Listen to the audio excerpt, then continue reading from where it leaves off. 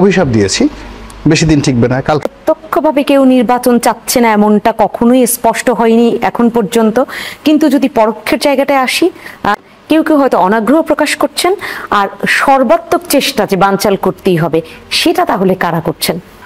আমি মান্নাবের সঙ্গে বা আপনার সঙ্গে যুক্ত করে যেটা বলতে চাই যে আমাদের দেশের রাজনীতি সাধারণত ক্ষমতা কেন্দ্রিক, মানে ক্ষমতা যেদিকে আছে ওই ক্ষমতার চোখে চোখ রেখে কথা বলা মানুষের সংখ্যা খুব অল্প।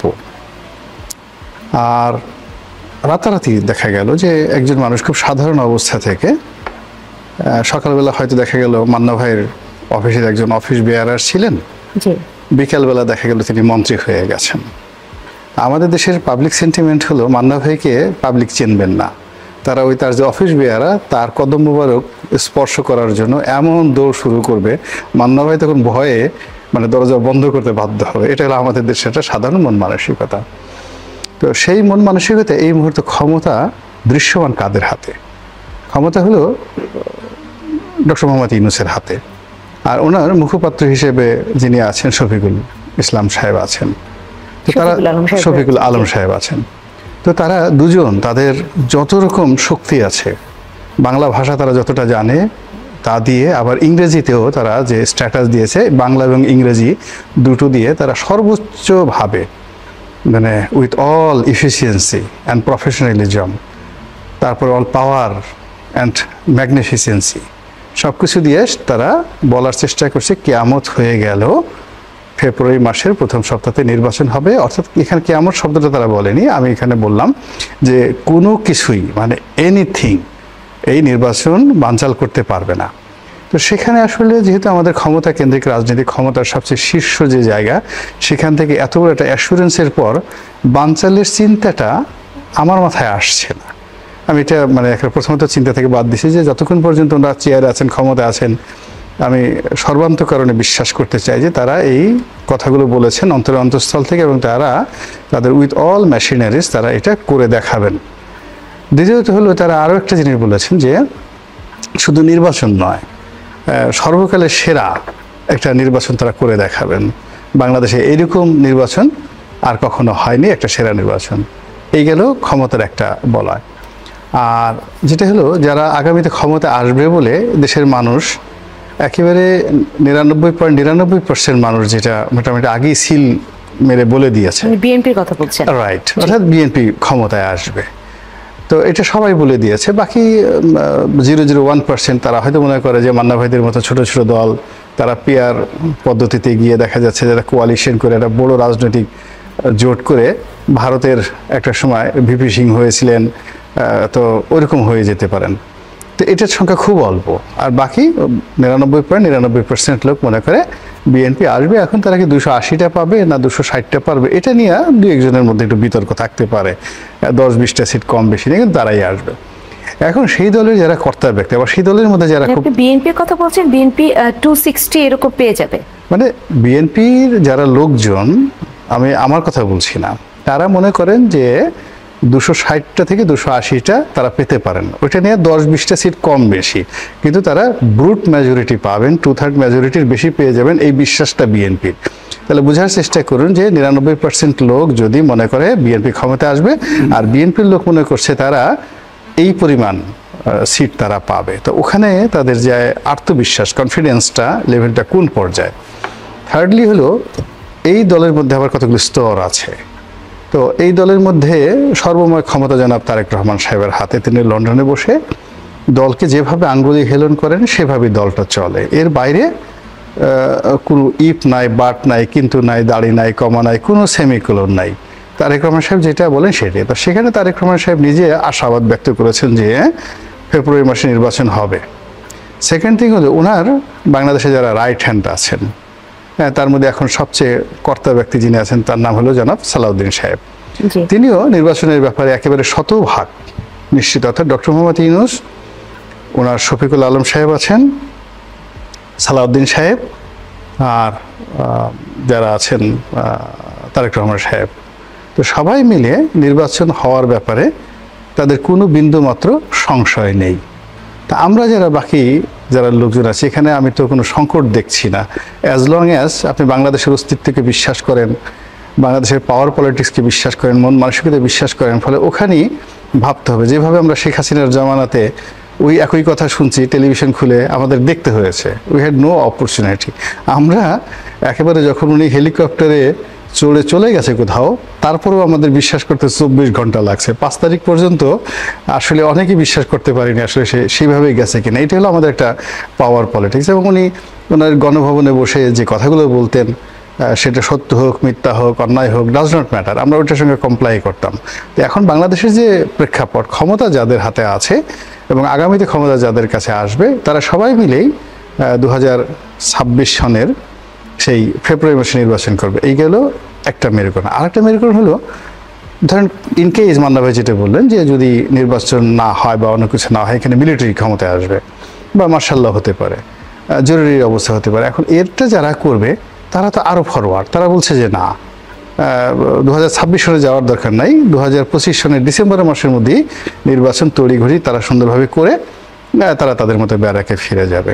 ফলে আমি এখানে আসলে নির্বাচনের ব্যাপারে যে সংকট, সেই সংকট যদি প্রাকৃতিক বিপর্যয় না হয়, গজব না পড়ে, আকাশ থেকে বজ্রপাত না হয়, হ্যাঁ ওরকম যদি বজ্রপাত না হয়, প্রত্যাশিতভাবে যে ক্যালকুলেশন, ম্যাটিকুলার যেটাকে বলা হয়, অঙ্ক যেভাবে বলা হয়, আমাদের দেশের অঙ্ক অনুযায়ী নির্বাচন ওইভাবে হবে। তবে এখানে একটা রসায়ন অ্যান্ড সাইকোলজি অ্যান্ড ফিলসফি, এই তিনটা জিনিস অবশ্য আলাদা।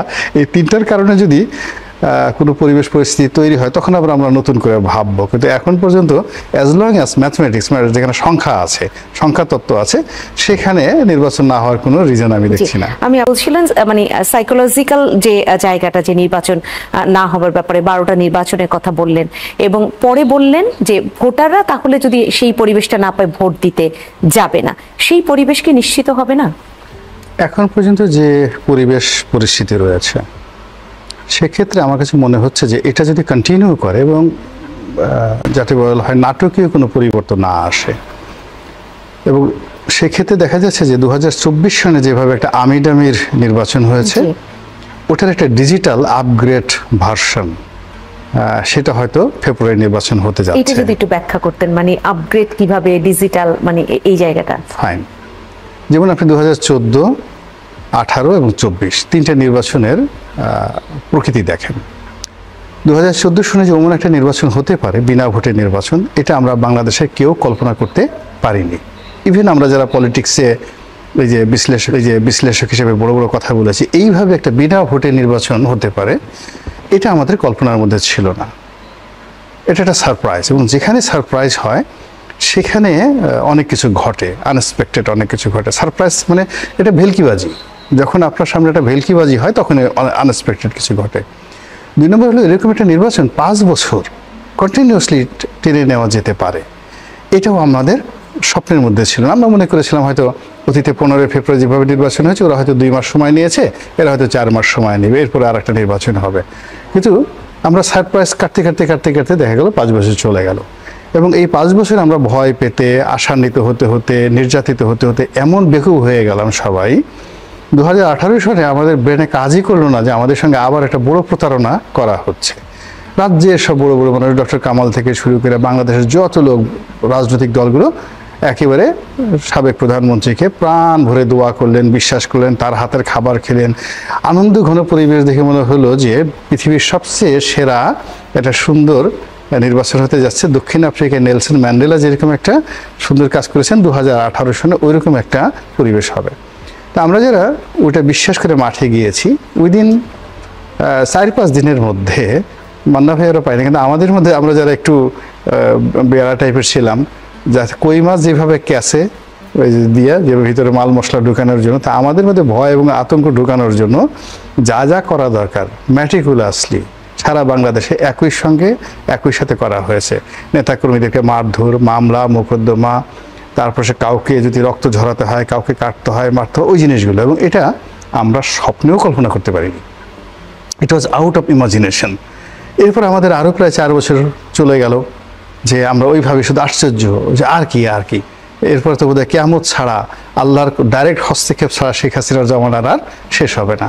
আমরা হতাশ হয়ে বলা শুরু করলাম, দোয়া করলাম যে আল্লাহ, তোমার তো বিরাট বেহেশত আছে, তুমি দরকার হলে শেখ হাসিনাকে উঠাই নিয়ে যাও, তোমার জান্নাতে তাকে একটা জায়গা করে দাও, তুমি তো মহামহিম, আমাদেরকে রক্ষা করো। তো এরকম আমরা দুর্বল এবং অসহায় হয়ে গেলাম। তার সামনে দাঁড়ানোর মতো, তাকে চ্যালেঞ্জ জানানোর মতো, তাকে গণতন্ত্রের বাণী শোনানোর মতো সত্যিকার অর্থে আমাদের কারো শক্তি সামর্থ্য, নিরাশার জায়গায় চলে গিয়ে, নিরাশার জায়গায় মানে কি আমরা মিশে গেছিলাম একদম মাটির সঙ্গে। ওই অবস্থার মধ্যে যখন 2014-24 সনে যেটা নির্বাচন হলো, আমি দামি স্বামীর নির্বাচন বলা হয়। মানে স্বামী মানে সামবডি, গার্ডিয়ান দূর থেকে বলছে এভাবে এভাবে করো, এর মধ্যে আমি আছি, তার সঙ্গে দামি আছে। স্বামী তো বলা যেতেই পারে, স্বামী শব্দের অর্থ তো প্রভু। হ্যাঁ হ্যাঁ, প্রভু হতে পারে। তো ওইরকম একটা আমি দামি স্বামীর একটা নির্বাচন হলো। এটাও আমাদের কিন্তু আসলে কল্পনার মধ্যে ছিল না। আমরা অভিশাপ দিয়েছি বেশি দিন টিকবে না, কালকে চলে যাবে, ভেঙে পড়বে, তাসের ঘরের মতো ভেঙে পড়বে, বাট এটা অভিশাপ ছিল, এটার কোনো বেসিস ছিল না। তো সেইভাবে 24-এর একটা নির্বাচন হলো। তাহলে দেখুন পরপর 3টা যে অভিজ্ঞতা যদি আমাদের ধরেন, সেই অভিজ্ঞতার মধ্যে ভোট কেন্দ্রে ভোটার কজন গিয়েছে ডাজ নট ম্যাটার, একটা ফল তৈরি হয়েছে ভোট কেন্দ্রে। তারপরে উপজেলা পরিষদে একটা দ্বিতীয় একটা ফলাফল তৈরি হয়েছে। আবার নির্বাচন কমিশন থেকে আরেকটা ফল তৈরি করে ঘোষণা করা দেওয়া হয়েছে 3বারই। অর্থাৎ ভোটটার একরকম 3টা ফল তৈরি করা হয়েছে। এবং বলা হয়ে থাকে যে আলটিমেট ইলেকশন কমিশন থেকে, আমি 2024-এর কথা বলতে পারি, হাতে গোনা 2-3টি সিট ছাড়া প্রায় সবগুলো সংসদীয় আসনের ফলাফল পূর্ব নির্ধারিত ছিল। এখন সেই যে সাইকোলজি আছে, সেই সাইকোলজিটা আপনি তো পৃথিবীতে তো যুক্তি নির্ভর এবং কোনো কিছুতে ফেলাচি হয় না, আস্তে আস্তে আস্তে হয়। পদ্মা নদীতে একইভাবে তীর ভাঙে, আপনি স্পষ্ট করতে পেরেছেন এবং বেশ সময় নিয়ে আপনাকে শুনলাম, যাতে আপনি এই তুলনামূলক আলোচনাটা কেন করলেন সেটা আমাদের দর্শকরা স্পষ্ট হয়। মাহমুদুর রহমান মান্না, আপনার কাছে শুনতে চাই, 2024-এর 7 জানুয়ারি নির্বাচন আমি দাবি, সেখানে একেবারেই তো তারাই ছিলেন, কিন্তু এবার কি সত্যিই সেই তুলনাটা করা চলে? এবার তো গণ অভ্যুত্থানের পক্ষের শক্তি যারা একসাথে দেশের জন্য লড়াই করেছিল, কিন্তু পরে তো আসলে অনেকের অনেক মত। সম্ভবত না, তবে ধরেন এখনো তো চিত্রটা আপনার কাছে আসেনি। যখন স্কেডিউল ডিক্লেয়ার করবে, তারপরে কে কে ফাইল করেন, কে কে পার্টিসিপেট করেন, নির্বাচনের চালচিত্র কীরকম দাঁড়ায়, ওইটা দেখে বলতে পারবেন। তবে আমি ব্যাপারটা এই জন্য নয়, ওই যে 3 নম্বরে একটা যুক্ত করেছে রনি, এটা আমি আগে শুনি নাই, স্বামী। তো স্বামী মানে যদি ধরেন প্রভু, তার মানে দি গভর্নমেন্ট। এখানে গভর্নমেন্ট তো নাই, এই ভোটে গভর্নমেন্ট আসছে না, ওই ভোটে ছিল, সে আমিও ছিল, সে স্বামীও ছিল, এই ভোটে ওইটা হবে না। মানে ওইটা বাদ দিয়ে আপনি যদি আমি দামি বলেন, সেখানে আমি দামি কী ব্যাপার আছে? আপনার জন্য তো ওপেন আছে, কেউ জোর করে আপনাকে বসিয়ে দিচ্ছে না। কিংবা আপনি যাতে ওই অনেকগুলোকে মিথ্যা মামলা, গায়েবী মামলা দিয়ে, তারপরে আবার পুলিশ দিয়ে তাড়া করিয়ে আপনার নির্বাচনের কর্মকাণ্ডের বাইরে রেখে দিল, মানে ওই বিভীষিকাময় পরিস্থিতি হচ্ছে না। কি হতে পারে সেইটা একটা ভাবনার বিষয়। ধরেন আমি আমার কথা বলি, আমি পুলিশ নিয়ে বেশ কয়েকবার কথা বলেছি এবং প্রফেসর ইউনূস একবার বলেছিলেন তাদের টপ প্রায়োরিটি সংস্কারের হচ্ছে পুলিশ।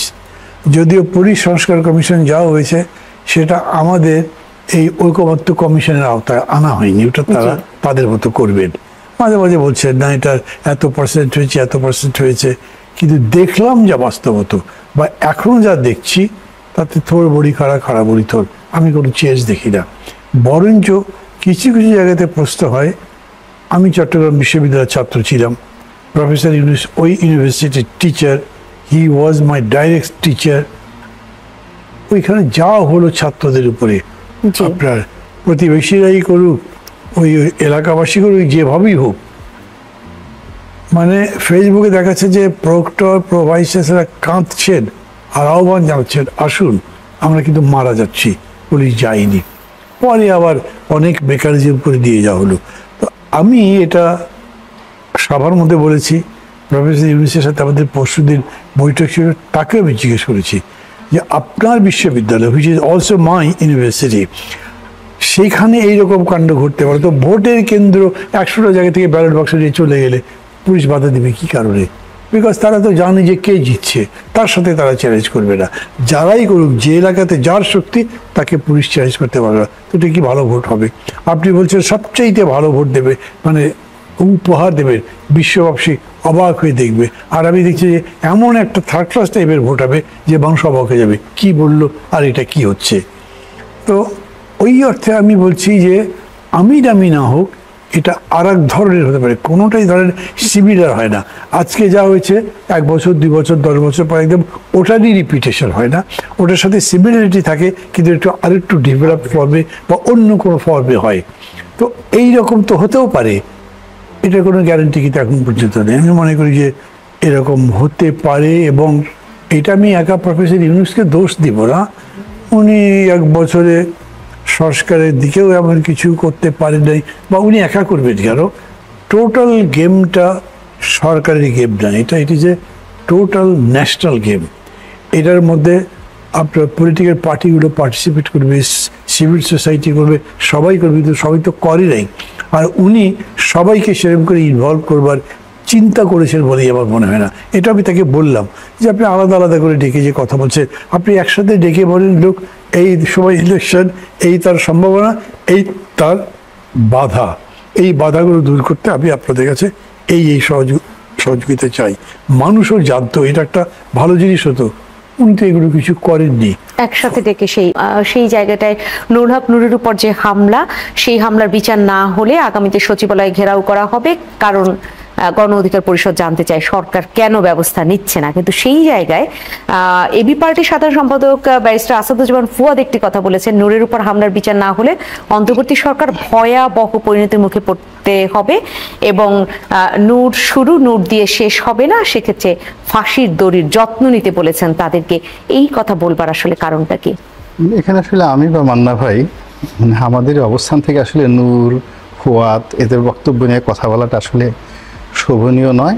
তারা আমাদের স্নেহভাজন, তাদের তারুণ্য আমাদের চেয়ে বেশি, শরীরের রক্ত অনেক গরম, ফলে আর তাদের যে রাজনীতির ভিশন অ্যান্ড মিশন ওটা ভিন্ন রকম। এই একেবারে তারুণ্য। আমরা মান্না ভাই তো আমাদের চেয়ে অনেক সিনিয়র, আমিও ওই 71-এর মুক্তিযুদ্ধের পুরো স্মৃতিটা আমার মনে আছে, ফলে আমরা ওল্ড এজে চলে গেছি, ফলে আমরা এগুলো নিয়ে মানে বক্তব্য দিতে রাজি না। আমরা যেটা ব্যক্তিগতভাবে মনে করি সামগ্রিকভাবে তাদের কি তাহলে রাজনীতিতে মানে যে সহিষ্ণুতা থাকবার কথা সেটা কম?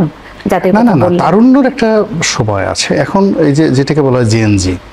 এখন ইভেন আপনি দেখেন ফুয়াদের চাইতে যে পরবর্তী প্রজন্ম, যেটা হাসনাতরা আসছে, সার্জিসরা আসছে, তাদের মধ্যেও কিন্তু দেখা যাচ্ছে যে কিছুটা হলেও মতের অমিল আছে, কথাবার্তা অ্যাটিটিউড আছে। এখন আমাদের সাথে এটা মিলবে না। ফলে আমার আর মান্না ভাইয়ের ব্যাপারে যদি বলেন, গোলাম মোল্লা রনি সাহেব বলেছেন, মাহমুদুর রহমান মান্না সাহেব বলেছেন, তাদের কাছে জিজ্ঞাসা করেন, ভালো উত্তর আপনি পাবেন না। আবার তাদের বক্তব্য নিয়ে আমাদের কাছে পাবেন। এখন ফুয়াদ সাহেব যেটা বলেছে ওটা যদি আপনি ডাক্তার জাহিদকে জিজ্ঞাসা করেন, he can reply you better than me, আমাদের সে ভালো বলতে পারবে। আমরা যেটা বলতে পারি, এখন সালাউদ্দিন সাহেব কি বললেন, মির্জা ফখরুল সাহেব কি বললেন, তারপরে শেষে ডক্টর মোহাম্মদ ইউনূসের যারা লোকজন আছেন, আসিফ নজরুল সাহেব কি বলেন, এইগুলো নিয়ে আমাদের আলোচনাটা হলে আমাদের যে বয়সের যে লেভেলটা, সেটা হলো আমাদের সাথে কমিউনিকেশনটা ভালো হয়। আমরা যেটা আলোচনা করছিলাম সেটা হলো যে, কিন্তু রাজনীতির মাঠে তো সবাই রয়েছে না এখানে হলো যে ওরা তো একটা বিরাট মানে কয়েকটি জেনারেশনই তো রয়েছে এখন রাজনীতির মাঠে। ওদের যে জেনারেশনটা তারা রিপ্রেজেন্ট করে, তাদের বক্তব্য দ্বারা তারা ইনফ্লুয়েন্সড হচ্ছে। আমার বক্তব্য দ্বারা কিন্তু ওদের জেনারেশন ইনফ্লুয়েন্স হচ্ছে না। আচ্ছা, আমার বক্তব্য দ্বারা আমার জেনারেশন ইনফ্লুয়েন্স হচ্ছে, এটা বুঝতে হবে আপনাকে। তো আবার আমাদের যে যারা আরো সিনিয়র, তাদের জেনারেশন হচ্ছে। সবার কাছে সব কথা জিজ্ঞাসা করতেও হয় না, আর সব কথা বলতেও হয় না। যার জন্য আমি সাধারণত দেখেন যে তরুণ, এই যে গত 1 বছর এদের কারোর সাথে কখনো কোনো টক শোতে যায়নি, তাদের সাথে কখনো আমি একমাত্র আমার সাথে এখনো তাদের কারোর সাথে কোনো কনফ্লিক্ট অ্যান্ড কন্ট্রাডিকশন হয়নি। আমরা আচ্ছা ঠিক আছে, লেট দেম ডু। তারা এতগুলো একটা বিপ্লব করেছে, আন্দোলন করেছে, ওদের অনেক আশা আছে, হতাশা আছে, দুঃখ আছে, বেদনা আছে। আর তারপরে তারা সবাই সাফারা, যেমন নুরু যেভাবে মার খেয়েছে। এখন মান্না ভাই আসলে এভাবে মার খেলে মরেই যেত, আমিও মরে যেতাম, আমার ওইটা সম্ভবই না। এখন সেই মার খাওয়ার পরে তার যে অনুভূতি আর আমার যে অনুভূতি সেম হবে না। তো আপনি কি করে, নুরু মার খেলো, এখন সেই মায়ের ফলে তার ফিলিংসটা কি, তার বক্তব্যটা কি, এটা যদি মান্না ভাইকে জিজ্ঞাসা করে, মান্না ভাই প্রথমে বলবো যে আমি তো দরকার নাই বাবা, আমি এটা বলতেই পারবো না, আমার কোনো অভিজ্ঞতাই নাই, আমি ওই ধরনের, আমার জীবনে ওই ধরনের পরিস্থিতি আমি দেখিও নাই। জি, সেক্ষেত্রে আপনি সেই ব্যারিস্টার আসাদুজ্জামান ফুয়াদের সেই বক্তব্যের জায়গাটায় না যান, পুরো বিষয়টাকে কিভাবে দেখছেন? কারণ বিচার করতে হবে দ্রুততম সময়ের মধ্যে, এই যে দাবিটাকে কিভাবে দেখছেন?